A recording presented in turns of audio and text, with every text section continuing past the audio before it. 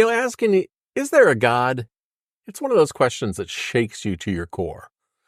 Whether you're staring up at the stars on a clear night or feeling impossibly small in the grand scheme of things, or going through one of those days when, life just feels like a storm you can't escape. It's a question that almost demands an answer. And yet the answer, it's anything but simple.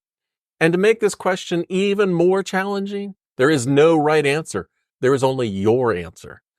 Now, I'm Steve, your friendly grandfather here at Old Guy Insights, and I'm not here to tell you what to think. I'm just here to share some stories, some reflections, and maybe get you thinking about this big, beautiful mystery we're all living in. So grab a cup of coffee or, hey, maybe a beer if you want. Settle in and let's dive into this together.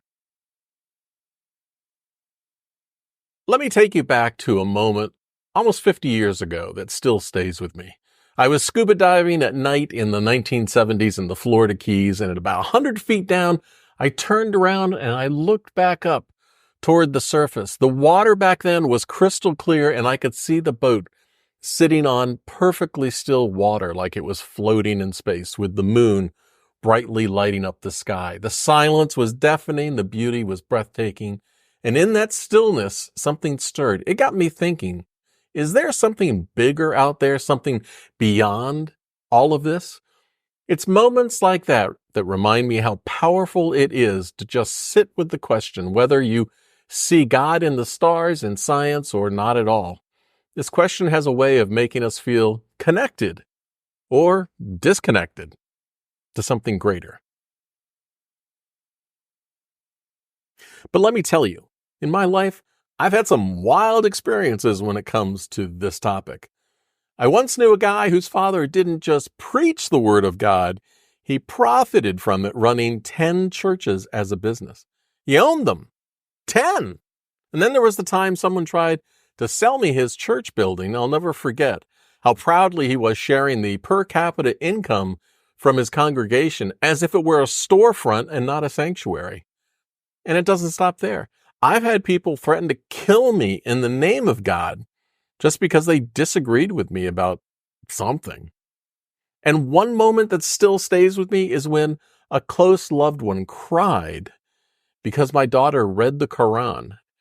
It was such an emotional reaction, and it reminded me how deeply held beliefs can sometimes make understanding other perspectives feel like a threat.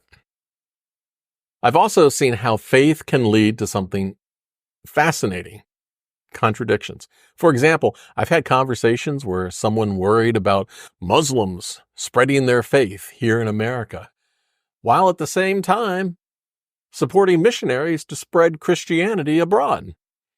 It made me pause and think, how often do we reflect on the ways our own actions mirror the things we might fear in others? That's what happens when the question of, is God real, runs headfirst into organized religion. It can get messy, and it's in those messy moments that we're each called to engage in some serious contemplation about what God means to us individually. If we believe in a God of love, shouldn't that God also accept the faith others may have, even if it's different from our own? These moments made me ask a hard question. What kind of God are we talking about? Is this a God of love, light, and liberation? Or a God who demands blind trust, punishes curiosity, and creates division? Because to me, the idea of faith should fuel understanding, not fear. It should be a bridge, not a barrier. Think about this. The universe is vast, and scientists say it all began with a big bang. Some people see it as proof of randomness, while others see it as a sign of divine order, a blueprint for everything. What about you? When you look at the world, do you see chaos or creation, accident or architecture? And here's the thing. For me personally, I have no investment in whether you believe in God or not, or which God you believe in. The idea of faith or God is a personal choice, a personal belief. But here's where I draw the line. When someone tries to force their faith or beliefs on me, that's where kindness turns to arrogance. And I've got to say, it's not kind. I've been to temples and churches and mosques and sacred spaces from different faiths, not because I had to, but because I wanted to. Each visit felt like stepping into someone else's story, seeing the divine through a different lens. Exploring faith should feel like an invitation to learn, not a command to conform.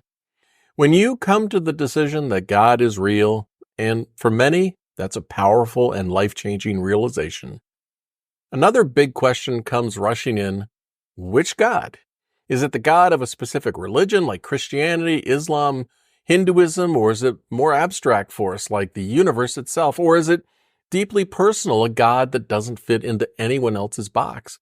Exploring these different paths can be a way of seeing how others view the divine and understanding how they've found meaning.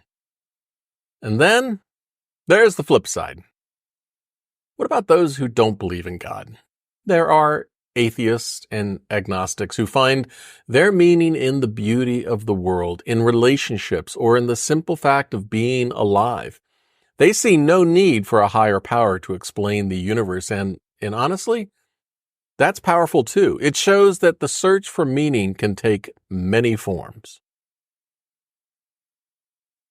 Of course, we can't ignore one of the toughest questions in all of this. If God exists, why is there suffering? For some, it's proof that God can't be real. Or if God is real, maybe it's not the kind of loving kind we imagine. Others say suffering challenges us, teaches us, or comes from our own actions. It's not an easy question, but it's one worth wrestling with. And here's another question that feels especially relevant right now. What is the role of God and faith in conflicts like the one in the Middle East? If God is real, can't people of faith find a path to resolution? Or is the God people believe in one of revenge and might? These are hard questions, and they force us to think about whether faith brings us closer to love or closer to division.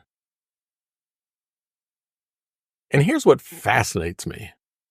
Whether you believe in God or not, that belief shapes how you live. It impacts how you treat others, how you find meaning, and how you see yourself in this big, messy, marvelous world. So, what I'd encourage you to think about, take some time to sit with these questions. They're not easy, but that's what makes them so powerful. And if you're curious about the deeper research behind this conversation, I've done the research and I've included detailed notes and sources in the video description. So check those out if you're ready for a deep dive.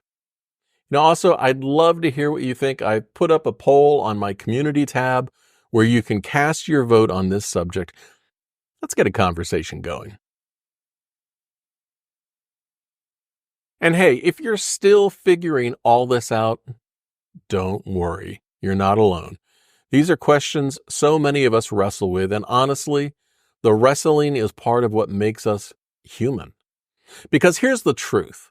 The journey to find your version of what real is what shapes your life. It's what makes the question worth asking in the first place.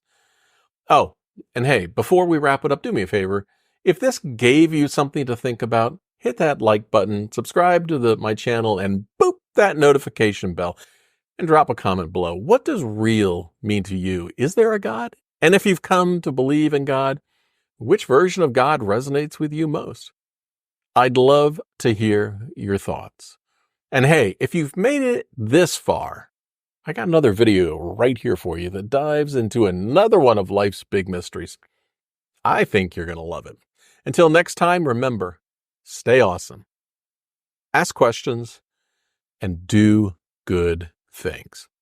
See ya.